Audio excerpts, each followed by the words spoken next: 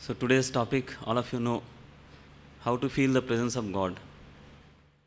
The devotee who remembers me always. So I also remember him. So it's not that God remembers him alone who remembers him. God, even when we forget, God remembers us. If God forgets us, then we will not be taking next breath. So we are alive. That means God is remembering us. We may forget God, that does not matter. So like a child plays, small boy is playing with other boys and mother is watching. That boy forgets mother and he will be moving around freely. But mother's eye is always on that boy. And she will be watching what he is doing, where he is going, whether is there any danger. So she will be watching. So like that, God will be always watching us. But we don't feel generally the presence of God because we are in illusory world. Illusory world. We create our own world and we are happy with it. When trouble comes, then we run here and there for God, to God's help. But then we find God is not there as it were. That is because we are in Maya, illusory world. So Sri Ramakrishna gives a beautiful illustration about this illusory world. Once Guru told his disciple, see, what world you are moving in is illusory world. So come away with me, leaving everything, whole family. Then disciple said, how can I do that? Because my family members, they love me so much. My mother is there, wife is there, children are there, they love me so much. How can I give them up? Then this Guru said, I'll tell you a trick by which you can understand how much they really love you. Then he gave him a pill, one small tablet, asked him to swallow as soon as he goes home. And by that effect, he will be simply lying unconscious, but he will be conscious of everything. He will be knowing what is going around. But for others, he will be like a dead body. So he does according to the Guru's instructions, goes home and takes the tablet. And then after some time, that tablet starts working and he lies unconscious. And all the people, they start wailing and weeping. Oh, what happened? Suddenly he was all right just few minutes before and now he is dead. All they start crying. After some time, this Guru comes as if like a Brahmana comes at home, hearing that wailing and weeping. And he asks the household, what has happened? What is the matter with you? Why you are so much crying? Then they say, see, few minutes before this person was all right and now he is dead. Now what will happen to us? Then that Guru tests his pulse and says he can be brought into life. I can make it. I can give him some medicine. But at the same time, then all they were happy. Oh, please bring him to life because we want him very much and we love him so much. Then he says, but one condition is there. One more medicine I will give you somebody. That person will die and his life that person will get. Now the problem came. Then he says there are so many people who are loving him. So anybody can be ready. So he asked first his mother. So because old lady, first member. So he says, you please take this pill. You will be dead, but this person, your son will come into life. Then mother said, see, our samsara, our family is so big. Grandchildren are there. And who will take care of them except me? Then he understood. Then he turned to his wife. Then wife said, see, already he has gone. His life is over. Now my children are there. Who will take care of them? So everybody had some reason, some excuse to escape the death and to live in this world. By then, that effect of tablet has gone, and that person understood who is real a loving person. There's nobody in the family. So he gets up immediately and says to Guru, Chalo, I am coming with you. The illustration is not meant to disrespect our family members. Don't do that immediately, otherwise our monastery will be full. You will not be allowed, that is different thing. But the idea behind is the real love we get from God. In fact, Brihadaranyaka Upanishad says, why we love a person, our family members and all? Because of that Paramatma, because of that consciousness. Once that consciousness is gone, as soon as possible they dispose the body. So, because of that reason, we have the relations. We have that kind of love. So that we have to remember and do all the things. Not that we have to renounce family and everything and go somewhere. That is not the way. Even if we go somewhere, our attachment, unless and until our attachment vanishes from our mind, there is no use of that going. But at the same time, remaining in family, remaining among all the people, we can be with God. That is the beauty. Because seeing God everywhere, that is the idea. For that, Sri Ramakrishna said, there should be faith, childlike faith. See, if we analyze our own family members even, why we believe so and so is sister or brother or whatever it is? Because mother has told us from childhood, she is your sister, he is your brother. And we believe, and we have dealings with them. And in our mind, it is firmly established that so and so is my sister, so and so is my brother. Imagine for a moment, it is not told at all. It is not told, and they are kept away. Then will he or they will be sisters or brothers same? That is a question. So everything depends upon how we accept. So childlike faith is very important, because child has no vikara in the mind. There is no negativity or there is no discrimination. He simply believes. That is simplicity, faith. A mother has told, so he must be my brother or sister. So similarly, unless until childlike faith is there, we cannot have belief or faith in Guru's words. So Sri Ramakrishna gives an example. He says once a Guru, he was spiritual master, he was going somewhere, and on the way one shepherd boy, he came, he did pranam to him, and he said, please give me some instructions, spiritual instructions. Then he asked, who are all your friends and all these things, family members? He says, I do not have any family members or friends. I don't have any person, single person whom I am attached to. I have only one goat. Then Guru said, okay, take care of that goat with wholeheartedly, full concentration, as if you are taking care of God. With that attitude, you take care of your goat and you will get the desired results.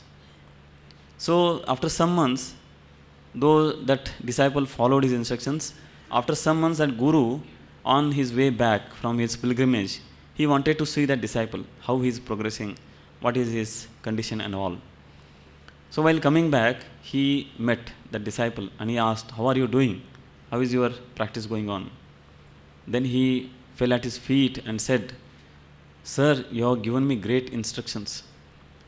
Your instruction and advices helped me a lot.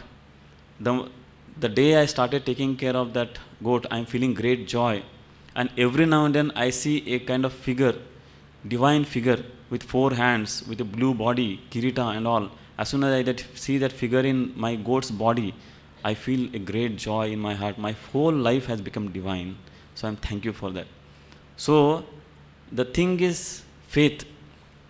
But we have discrimination. We have so much discriminations, so much expectations. We create our own world. And we try to accommodate God also in that. If God comes in this form, then I will believe. If this happens, then I will believe. Shopkeeping. I will pay some money and you give me in return something. That cannot be done here. So, God is our own. That feeling has to be created. And those who are well acquainted with Sri Ramakrishna's life and Holy Mother Sharda Devi's life and direct disciples' lives, they can understand how they felt God is their own. Many of us, for us, God is in temple and offering something, or morning and evening, doing some japa over. That is our spiritual practice. But as we take breath every moment, in spite of us, whether we know or not, we go on taking breath. Even in sleep also, we are not aware, but breath goes on. That prana goes on. Similarly, when we breathe in and out, God always, then only that is a real spiritual practice. So God is our own. That feeling Sri Ramakrishna taught us how to make God our own. So there was an incident. Once that Dakshineshwar temple, one Vishnu temple is there, and Sri Krishna's image was broken because of carelessness of that pujari. And leg was broken, and there was big commotion. Now Rani Rasmani, who was the landlord of that temple and all, so she was very much worried. Now what to do? Then she called Pandits and all. They referred all the scriptures and they suggested that image has to be changed and all these things. Then ultimately, finally, they came to Sri Ramakrishna and they asked his opinion. In one small sentence, he gave his opinion. He says, if your husband breaks his leg, what will you do? Will you take another husband? You will admit in hospital, get repaired his leg. This advice was so touching that everybody appreciated. And Sri Ramakrishna himself mend that leg, and again the same image was worshipped. So how we can look at God is not only image. When Master Mahashay, the recorder of Gospel of Sri Ramakrishna, when Sri Ramakrishna asked him to pray in the temple, go and pray in the temple, he said, what that clay image will do? Then Sri Ramakrishna said, why clay image? She is not Mrunmayi, it's not clay image, she is Chinmayi, that is full of consciousness. In fact, Sri Ramakrishna experienced when he used to feed, his puja was different. His puja was completely different. He used to feed actually the mother, how a mother can feed child like that. So for him, God was living. So he showed through his life. So this presence of feeling the presence of God, that is, there are three words are there. One is God, presence, and practice. So practice is very important, and for that we should know where the God is. What is exact location? And it has been told in our scriptures. Our problem is we think that scriptures are outdated, but our very life is based on scriptures. Even without reading, without knowing, people are following indirectly scriptures alone. So how much more beautiful life will be if we know the scriptural teachings. So that's why whatever we can understand, every day we need to have some kind of touch of our scriptures. Particularly Gita. Gita is not simply scripture, it's like an instruction manual of human life. As we bring a machine at home and we follow the instructions, whatever written in that, how to operate the machine. Similarly, how to operate human life has been taught beautifully with examples and in a lucid language in the Gita, Bhagavad Gita. And it is told by none other than Lord Sri Krishna himself. So how much faith we should create by reading this thing. So he says, Lord Krishna says, Aham Vaishvanaro Bhutva Praninam Dehamashritaha Pranapana Samayuktaha Pachami Annam Chaturvidham. I reside in every being. Aham Vaishvanaro Bhutva. How? Vaishvanara. Vaishvanara is that Jataragni. When we feel hungry, a kind of heat is created in the body. So that Jataragni. Aham Vaishvanaro Bhutva Praninam Dehamashrita. Not only human beings, in all the jivas, I am there.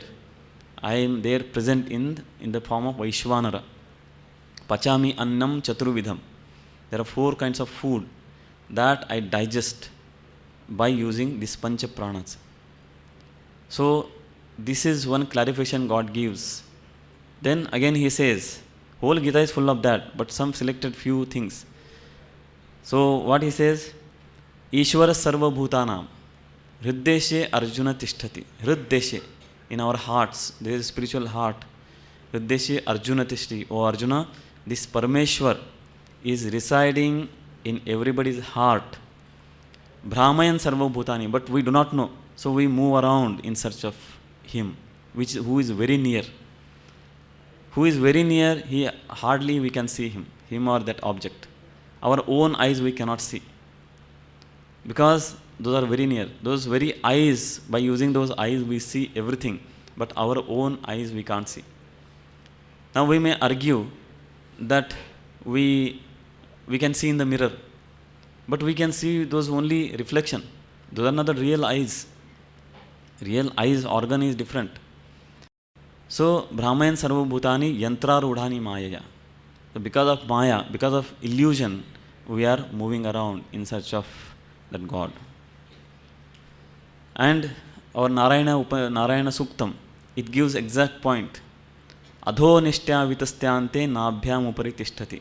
Adho nishtya means below the neck, nabhyam upari, above the navel, and vit means this much measurement. It is saying adho nishtya vitastyante nabhyam upari tishtati. So how they correctly they point where the God is. So these things we have to remember. And one more thing, we have certain kind of concepts, certain kind of ideas that God will be like this and all these things. So God does not depend upon our conceptions. God is a truth. When we come across truth, then all the granthis are destroyed. Vidyate hriday granthi chidyante sarva samshaya. So once the truth is realized, then all our granthis, that is knots of doubts, will vanish. So Ya Devi Sarva Bhuteshu. So if we imagine God as an image, then that imagination is destroyed by this aparajita suti. Ya Devi Sarva Bhuteshu Kshudha Rupena Samsita. Namastasye Namastasye Namastasye Namo Namah. Ya Devi Sarva Bhuteshu Shanti Rupena Samsita, Shakti Rupena Samsita, Matru Rupena Samsita. These are all forms of God. In this aspect, God is living in every beings. So Indriyanam Adhishthatri. All our Indriyas are there. So Adhishthatri, that means base, foundation, support. That is God. So that's why you will find when consciousness goes from the body, body becomes dead. So that is the proof of existence of God. So here comes how to feel the presence. How to feel the presence.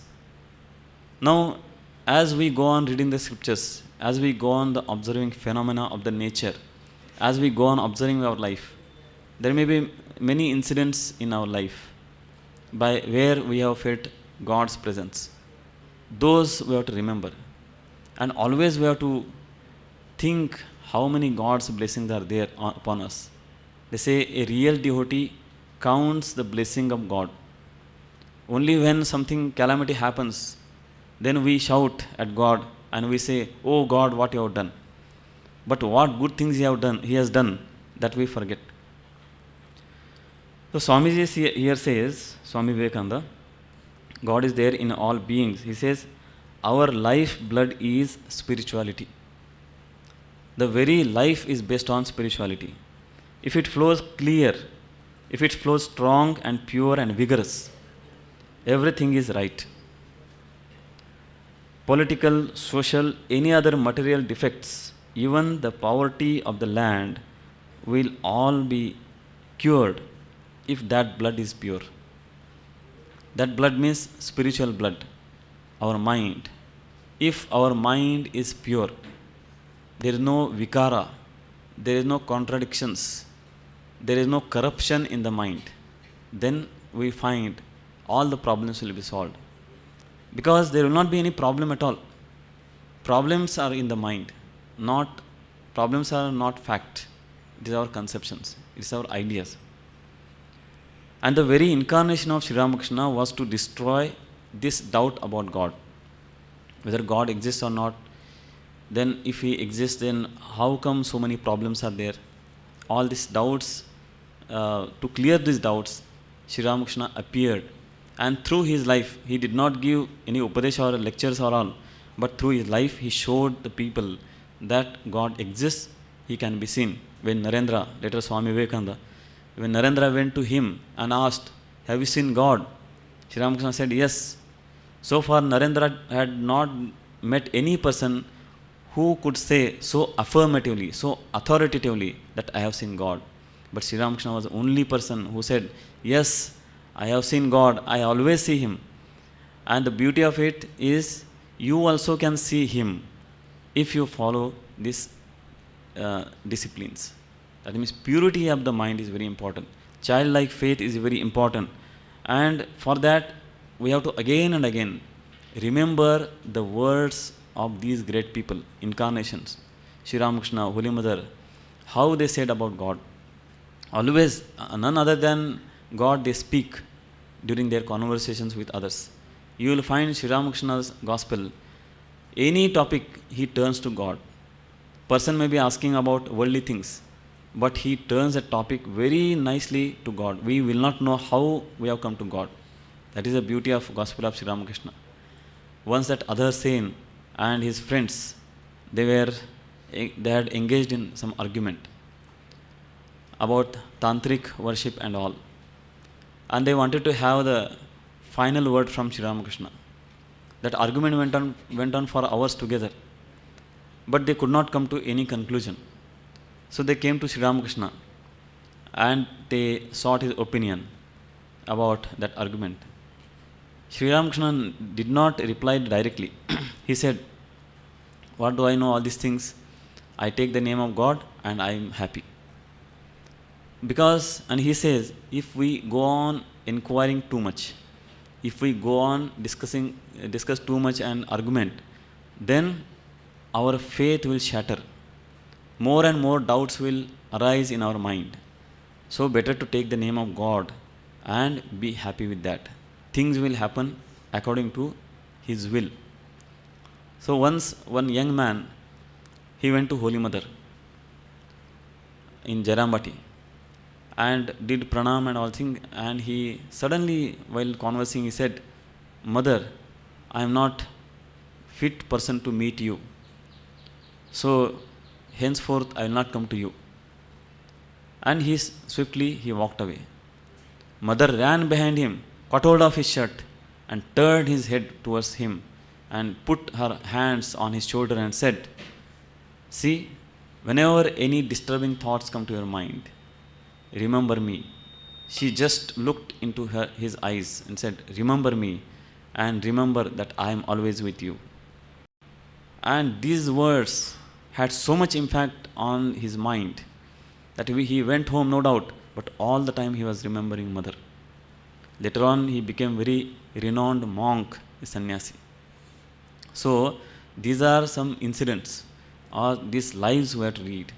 When we go on reading scriptures and these lives, then our faith increases and there will not be any doubt. The doubt vanishes.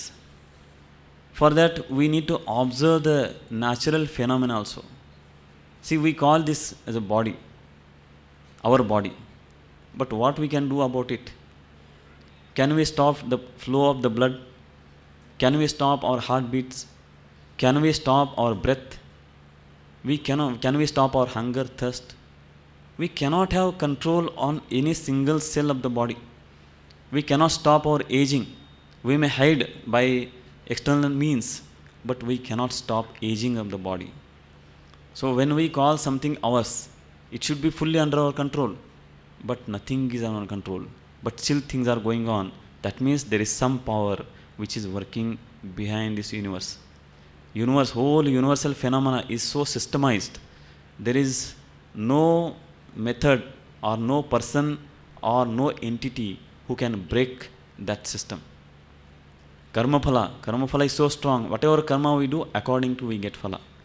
There is no partiality in the God's kingdom. For God, everybody is same.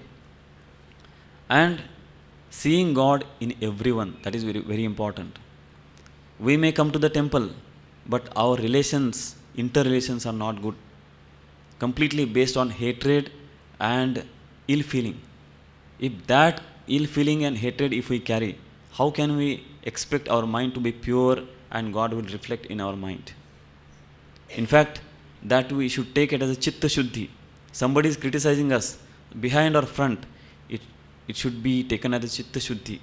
Because of that, my ahankara will go away. Unless and until this is done, mind will be blocked with our own ideas, with our own ego, with our own unnecessary self-respect, and God will never enter in such minds. So, if we want purity of the mind, then chitta shuddhi is very important. So, chitta shuddhi, unless and until happens, God cannot reflect in that.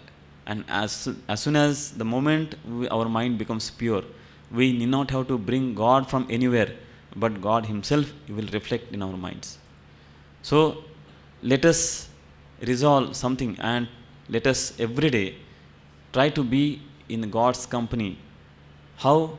By being in the company of devotees or by being in the company of God's teachings through many scriptures and through lives of Sri Ramakrishna, Swami Vivekananda and Holy Mother Sharda Devi, and make our lives full of God. Om Niranjanam Nityam Anantarupam Bhaktanukampa Dhrita Vigraham Vai Ishavataram Parameshamidhyam Tam Ramakrishnam Shirasa Namama.